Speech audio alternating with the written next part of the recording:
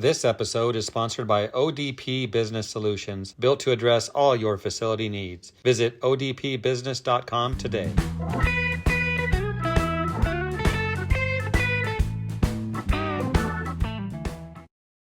My name is Jeff Cross. I'm the Media Director with CleanFacts, a part of the ISSA family. I'm here today with Doug Hoffman, the Executive Director of NORMI. Doug, it's always a pleasure. Good to see you. Good to see you. We're here to talk about an interesting story that Doug shared recently, and I believe the headline you sent me in an email was like Laura and her 4 kids. So the reason why we're talking today about the story with Laura is because that brought back some memories to you about your vision. Gotcha. Talk about that. Set us up. What is it about Laura and this story, this case you were involved in? So I got involved in the indoor air quality industry actually in 1996. And I was in the construction industry for 35 years and decided that we had been building unhealthy homes for all those years. And so I decided I was going to spend the rest of my life making sure that I cleaned that up and built healthy homes.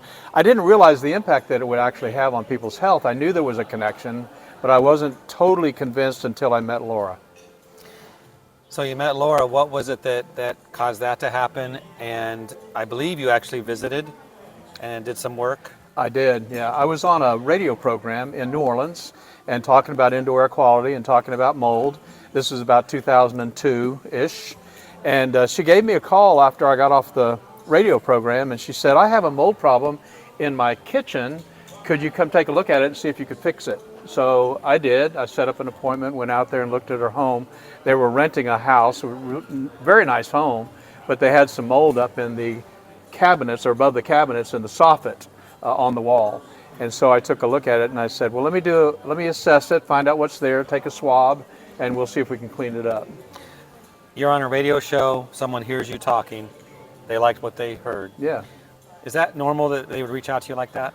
Happened a lot. Okay. Yes. In fact, that's how I met Habitat for Humanity in New Orleans. Same way, heard me on a radio program, wanted their houses fixed after Katrina. So. And Laura was not a homeowner, a renter. No, she was a renter. Is that unusual that a renter will reach out to you? No, in fact, probably more renters reach out. Is that right? Yes. Which means there's an issue maybe bigger than we think. Correct. So Laura reached out to you. What made you go visit? I mean, couldn't you have talked to her on the phone and got some information and come up with a solution on the phone? Probably could have, maybe, but I wanted to do testing. I wanted to make sure what it was, which you can't do on the phone. No. Can't do it on Zoom either. No, you can't. But I wanted to know what it was, and I really wanted to test, when we talk about testing mold on a surface, visible mold, we also run moisture meter testing because I need to know where the water source is. Is it coming from behind the drywall or is it on top of the drywall, which means it may be a relative humidity issue. So I had to see it. It took a visit. Talk about her family, because this is where it gets interesting. Yeah, that's exactly right. Well, I had made the point that we fix buildings, not people, and so we can't guarantee that any kind of health issues could be fixed if we cleaned up the house. But I suggested that a lot of people are reacting to what's going on in the environment because of sick building syndrome, building-related illnesses. That's what I was talking about on the radio program. And I think what she thought was that maybe there was some kind of connection with the health of her children. Because her kids were going to doctors? I mean, we all go once a year, Doug. I know. Well, what was going on? So I showed up, and she had the cutest little kids, and one of them was in a high chair, baby, and she said that her kids had gone to the pediatric physician, allergist, every month, all 4 of them. Who was paying for that? She was. She and her Did husband. she say how long they'd been going? Well, she said that they had gone since their first child was a baby, and that the current baby, that I think was 8 or 9 months old, but that the current baby was scheduled for sinus surgery. So all of her kids had always had allergic reactions. She just didn't know why. Yeah. So who knows how long for sure. They're grown now, and we don't know what's happened with the family, but you saw something with what you could do there. What happened next when you went to the home? You learned out they're going to the doctors every month. Can't even imagine that. Well, and of course she asked, which they typically would, do you think this will help my children? And I said, I really don't know. That's why she called you. Exactly. I said, I really don't know. Laura, I said, I think that we can clean up the environment. If their health is being affected by the contamination, then yeah, it may make some improvement, but I don't know. So what happened? Well, what we did was we did a regular assessment. We found out that it was actually a relative humidity issue. There wasn't any kind of water leak, and so we could use our sanitization protocol to just simply clean off the surface. And we did that, cleaned off the surface, and then we put in place our regular sanitization protocol, which is air purification and technologies, filters and so forth. And I think did a great job and worked out really well.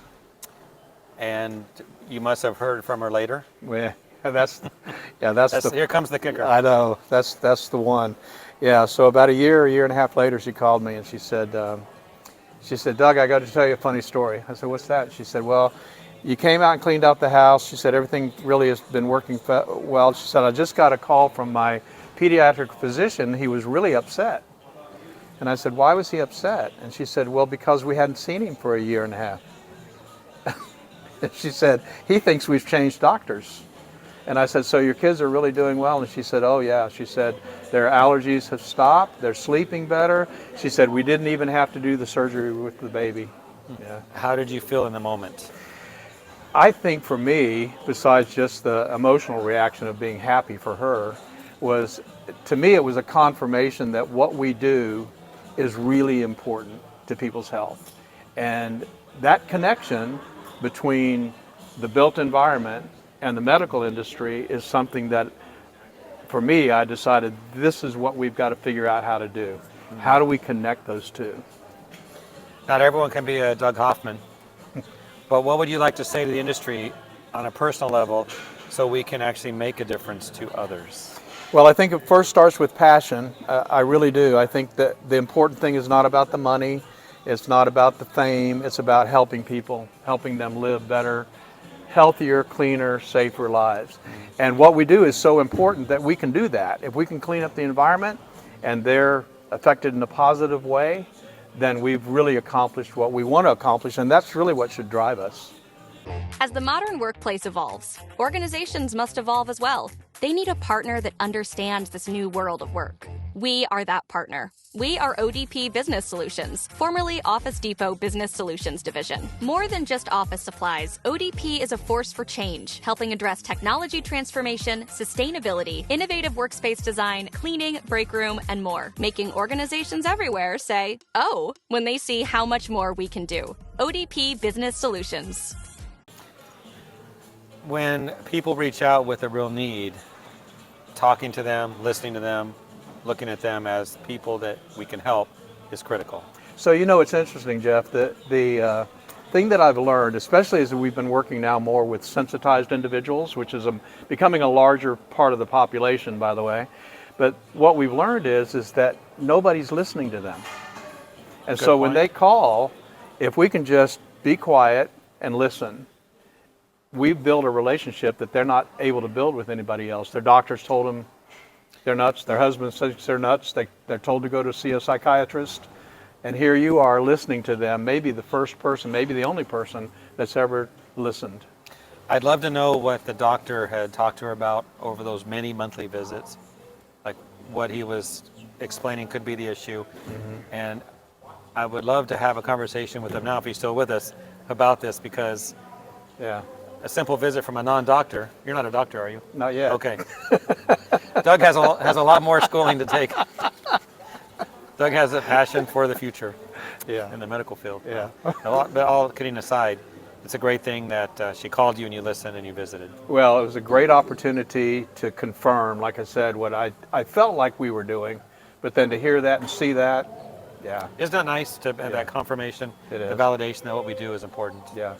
Well, thank you for the story. You're welcome.